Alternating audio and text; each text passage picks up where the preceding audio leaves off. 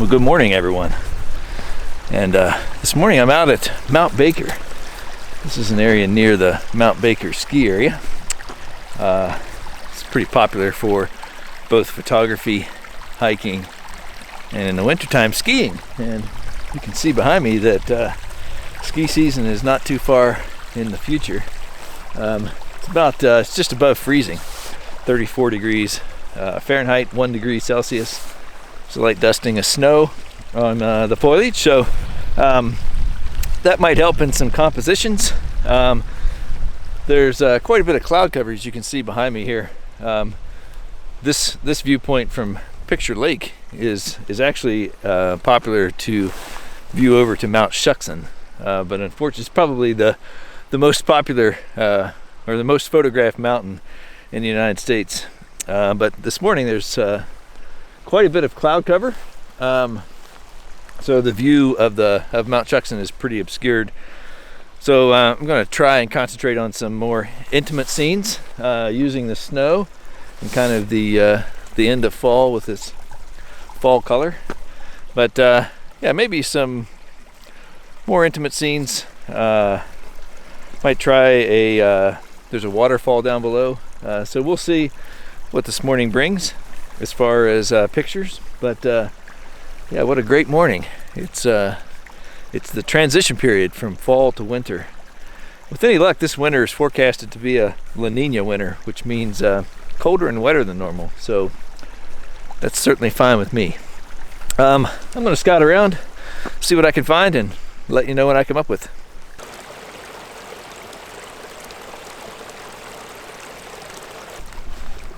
Well, it's definitely cool. You can tell from the video that I got my down jacket and my waterproof on. It was raining a little bit earlier, but seems that the rain has lightened up a bit. So for my first composition, I found these berries here that are, again, the sign of the waning fall and the beginning of winter. But they're covered in these beautiful drops of water and a mix of ice. So part of the water on the berries is ice, solid, and part of it is liquid. So I'm in pretty close with my 16 to 35, and with the minimum focal distance I should be fine. But this is, again, a more intimate composition. It's also a little breezy, so I'm shooting this at f5.6 for two reasons. The primary reason is to open up the aperture so that I can have a fast shutter speed. Right now it's giving me 1/50th of a second, so that should be able to manage the breeze.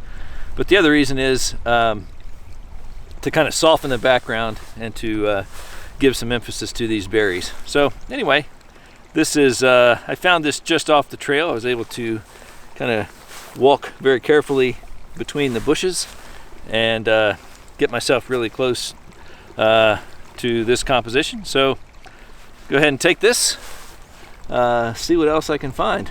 So here it is.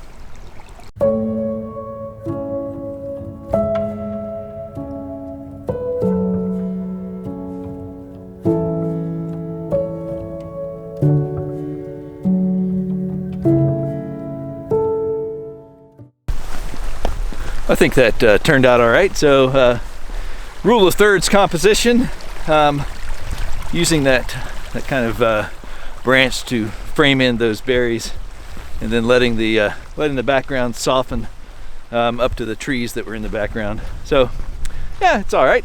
That's a good way to start the morning. So working my way around the lake and see what else I can find.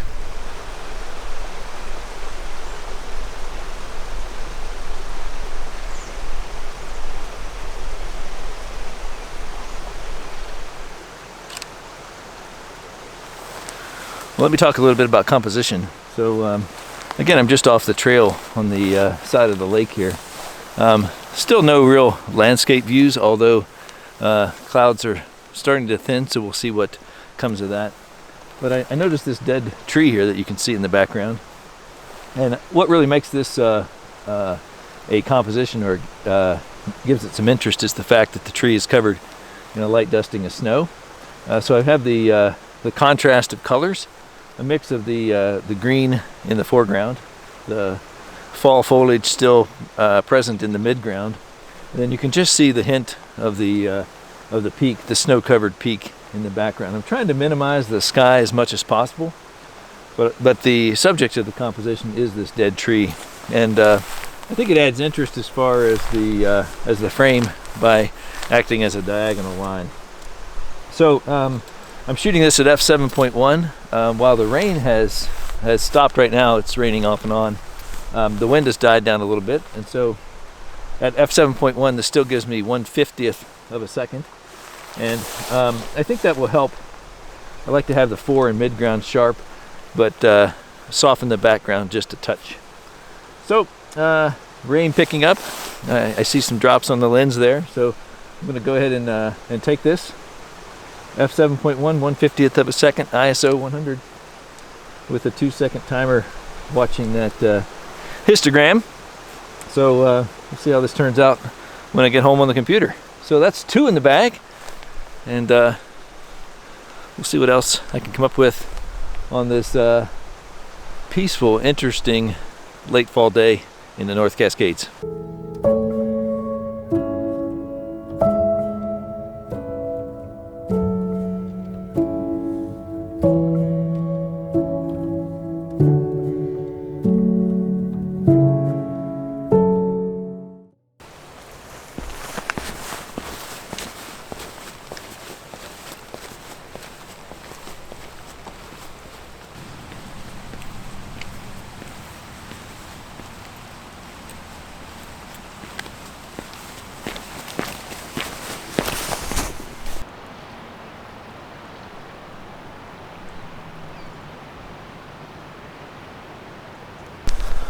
So I made my way around to the other end of the lake, and the rain is, oh my gosh.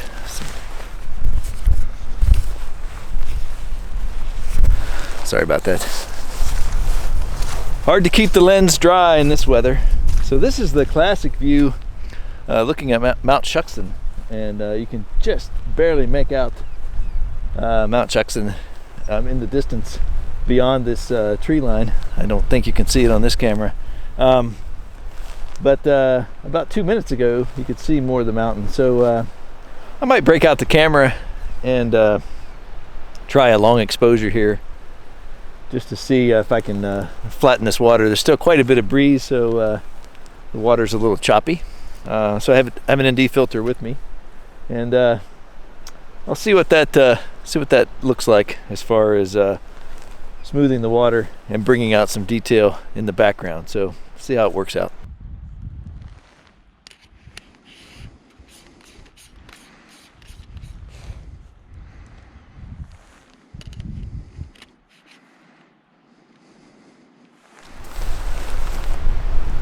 Well, you might be able to tell in this camera that the light is changing. I switched from a 6-stop to a 10-stop ND filter. The 6-stop was only giving me an exposure of 1.5 seconds, 1.5 seconds. And that wasn't really enough time to smooth out the water the way I wanted. So I switched to a 10-stop at f7.1 that's giving me an exposure of 10 seconds, which definitely flattens out or smooths out the water. The light is changing. I was hoping that that Mount Shuxton would open up where at least I could get some obscured view, but that hasn't happened. But there is some reflection of the early morning light on the water right now, filtered though it be. So I've taken a few exposures here. This isn't the classic shot that you normally get from this location, but hey, that's okay. I think you need to celebrate challenges as well as successes. So anyway, this has worked out okay. I didn't get what I want from this location, but I will show you the long exposure just so you have an idea of what I was thinking. But I doubt this one's going to go on the wall. So I'm going to continue to work my way around the lake. As I said earlier, there is a waterfall down below that I might go check out, but I'll make my way around and let you know what I find next.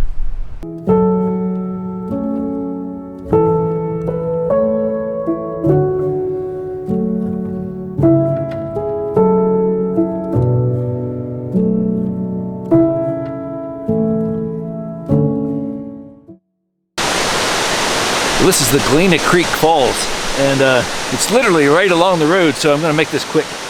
So when I got here, I actually had a wider composition, taking in more of the creek with a leading line up to the falls. While I do like that, I have my 24 to 105 on, and so I've zoomed into about 50 millimeters, which allows me to focus in on the falls as the main subject. I'm keeping it kind of on the right side of the frame, and I'm using some pine trees on the left to act as blockers, and the creek from the lower right hand corner. So I think it looks really good from being zoomed in a little more. So I have a polarizer on. I also have a 6-stop ND filter. That's giving me an exposure time of 5 seconds, which I think is good for this waterfall. It blurs the water just enough, but not too much. And because the sky is completely blown out and white, there's no interest in the sky, so there's no sky in my composition. So a pretty quick stop here along the road. I'm going to make it quick.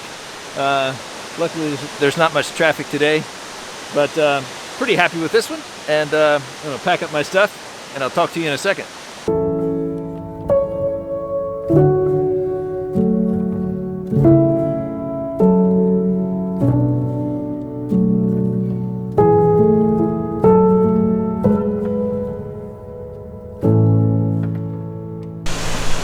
I think that turned out okay. If I were to characterize today, it's been really kind of a run and gun day, but I think that's okay actually.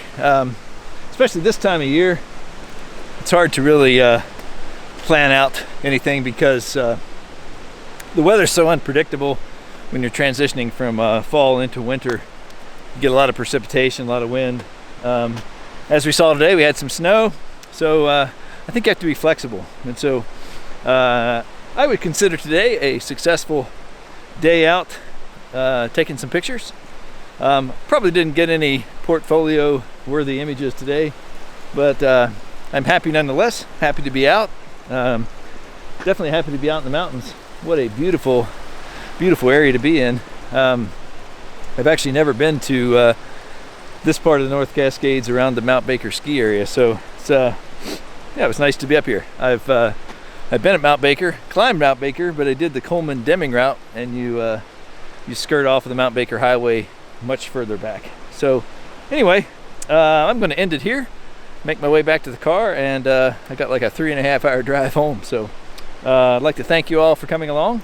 If you, as I say all the time, if you like the video, always appreciate a thumbs up. And if you like this content, and if you want to stay with me and see what happens over the winter time, well, then consider hitting that subscribe button. Any questions or comments, leave those down below. So until next time, I'll see you in the next video.